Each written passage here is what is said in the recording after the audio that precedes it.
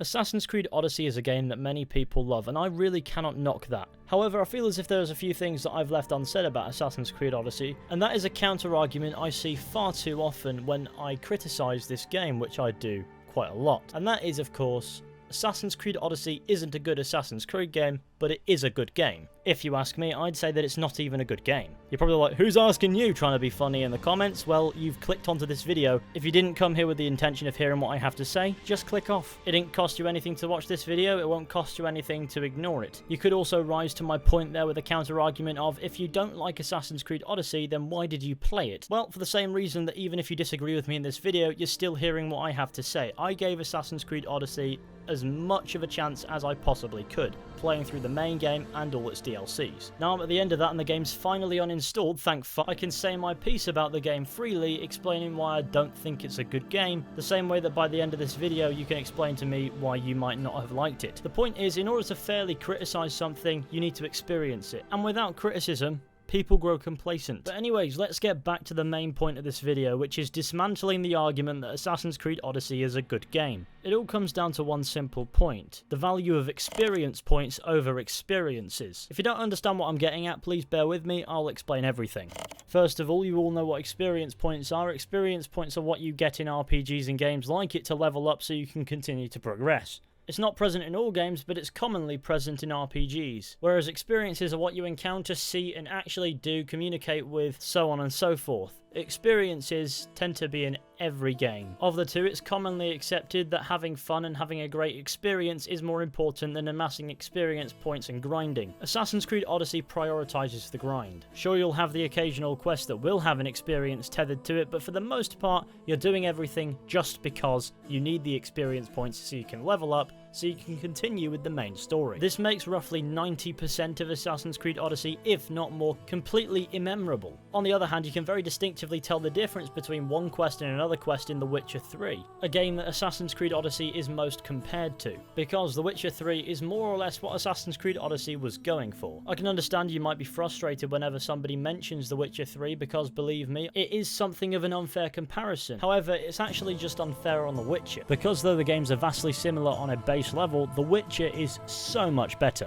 and at the same time it's actually 3 years older than Assassin's Creed Odyssey, meaning Assassin's Creed Odyssey has the benefit of more modern technology, which it didn't utilise. So on the one hand, The Witcher 3 still values its experiences over the experience points you get along the way. And then you've got Assassin's Creed Odyssey, which very clearly does not do the same thing. This is evident first and foremost in the open world and its atmosphere. In Assassin's Creed Odyssey, everything seems very bare bones, flat, completely devoid of any form of life, and as a result of that, the atmosphere is stale, and it feels like a game. And as a result, most people don't properly explore this open world because they simply do not care for it. And can you blame them when it seems like the developers who made it don't care either? On the other hand, you can get completely lost in the open world of The Witcher 3, almost to the point where you forget that there's anything else going on. So you forget to feed yourself, you forget to actually do anything, and wind up sitting there for hours and hours on end just playing this game.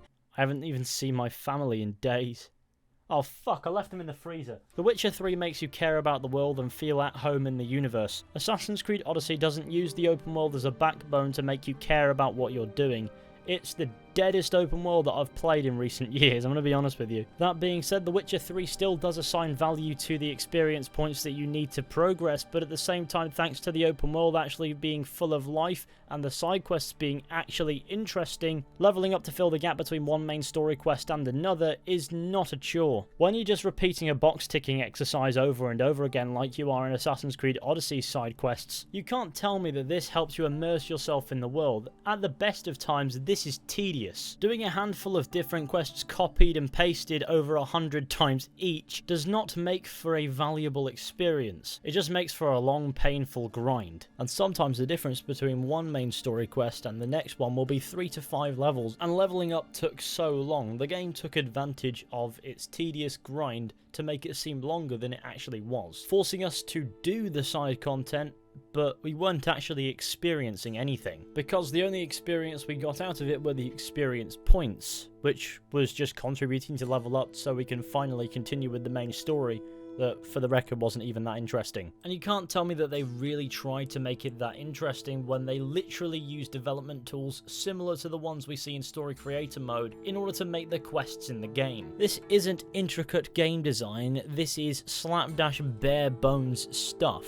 Go here, do this, go here, do that, simplified nonsense. No wonder nothing feels unique in this game when nothing is. If the story creator mode tool is similar to the tools that they used to make the quests in the game, which they said it is, then I'm not surprised that most of the quests aren't memorable remotely. There are some slightly better quests that don't quite fall under the same category as most of these nothing quests that comprise 90% of the game plus, but with this out of touch quest development process, you can't tell me that they care about the experience you're having, because they don't. It's about padding out the game with as much content as possible, and in order to do that, they have to really spread that content thin, something that they wouldn't have to do if they didn't have such a stupidly imbalanced leveling curve, which is done deliberately to inconvenience you so that you play more of the game than you naturally would. So as a result of caring more about experience points than experiences, Assassin's Creed Odyssey's longevity is kind of forced. The game has no right to be anywhere near as long as it is, and it does not justify it. In fact, I'd go as far as to say that some of the side quests are just as bad as the pointless collectibles that you get in the older Assassin's Creed games,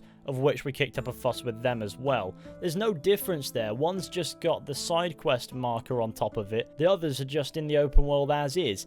There's no difference in the quality of the content there, but back when it was ridiculous amounts of pointless collectibles like in Assassin's Creed 4 Black Flag and Rogue, at least it didn't pretend to be anything more than pointless collectibles. Side quests with a couple of box-ticking objectives just strike me as pointless collectibles pretending to be side quests, which in my opinion is worse than just having pointless collectibles lying around. My point here is that most of the content in this game feels like a whole lot of filler and not much else. And so it leads me into the point that Assassin's Creed Odyssey isn't an RPG because it wants to tell a role-playing story in which you can get stupidly immersed in and waste 10 hours of your daily lives into it. It's an RPG because that's an excuse to use filler content as actual content. And it's so blatantly clear that Ubisoft on the whole don't understand the priorities when making an RPG. Role-playing games are not destined to be amazing just because they're role-playing games. But at the same time, there's a misunderstanding as to what a role-playing game is, and I don't think Assassin's Creed Odyssey really is an RPG. Put it this way, the character you're playing as has no preset emotions, you can't provide any preset emotions for them.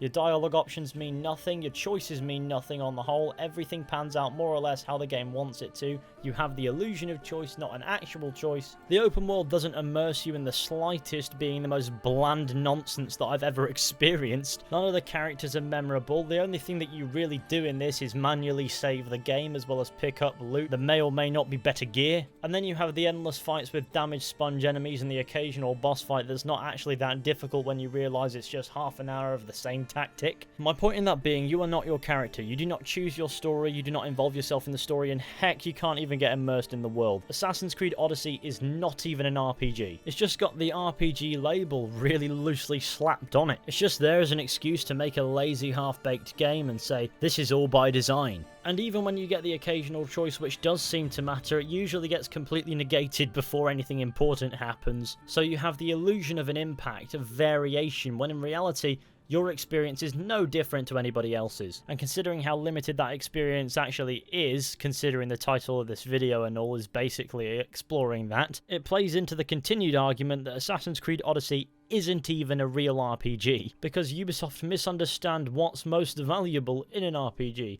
Experience points or an actual experience. Whether it's The Witcher, The Elder Scrolls, or Fallout, the best RPGs always establish that the experience is the most important thing. My point here is, the only thing that's actually an RPG about Assassin's Creed Odyssey is the loose gameplay in which there's no real set pieces, everything's open and you can do things at your own leisure. And you have to level up as you go and find new gear and things like that. Beyond that, for all intents and purposes, Assassin's Creed Odyssey is very much so a nothing game. Moving on to my next point being the completely uninteresting open world. In Assassin's Creed Odyssey, when you're travelling across the open world to go to your next quest objective, something unforgivable happens. You don't experience anything. You could travel across the entirety of Greece and still not be compelled to do anything. Any location you might stumble across will just give you a load of boxes to tick, and you know that's not worth exploring because that's literally all that location will have to offer. There won't be any potential side quests or anything like that. And of course, there's no random encounters to experience. Of all the greatest open world games that I've ever played, none of them have a bland world. The ones that do tend to fall stupidly short, just like the example on screen now. If you fire up and get lost in the open worlds of The Witcher 3, Red Dead Redemption 2, or even Skyrim, sooner rather than later you would find something interesting that happens. And it doesn't always have to be a situation that you can engage. Sometimes it's something that you can watch play out, other times it's something that you can interact with or involve yourself in, sometimes it might even springboard into a side quest. No matter how scripted or unscripted these events are, they always have a little bit of flair and character to them and a life that makes you remember them. Assassin's Creed Odyssey does none of this. Why? Because providing a good experience was completely overlooked when making this game.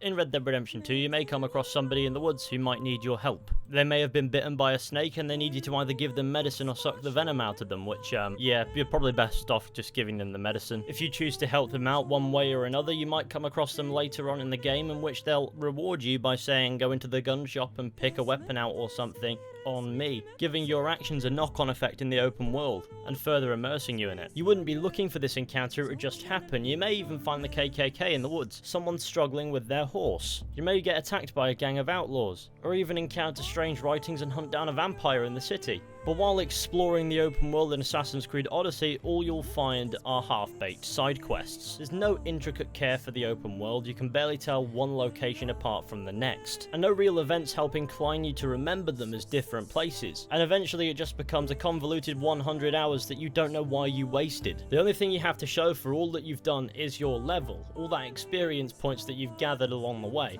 The rest of it you've completely forgotten about. And the problem is Ubisoft have made no secret about caring more about the experience points than the actual experience itself, which was made painfully obvious when they made a statement about XP farming which people were doing using the story creator mode to level up really quickly. Essentially saying that using XP farms to artificially level up was compromising the experience of Assassin's Creed Odyssey, which is incredibly rich when you've got an XP booster on this store. Yeah, as you can imagine, Ubisoft don't care about the experience you have, all they care about is their wallets. They want to make sure that you don't artificially level up using an XP farm to bypass buying their XP booster, because that's lost money on their part. Think about it, who does using an XP farm actually negatively affect in a single player game? So if you think about it, it appears as if making Assassin's Creed Odyssey as tedious as possible was a money-making ploy. So you can very clearly tell where the priorities are in this game. And honestly, it is a shame because it really brings down the game. So no, Assassin's Creed Odyssey is not a good Assassin's Creed game. It is not a good RPG. Arguably, it's not even a good game. And it all comes down to how it prioritizes bare bones face value content over actual interesting immersive content that an RPG requires. Or any game requires.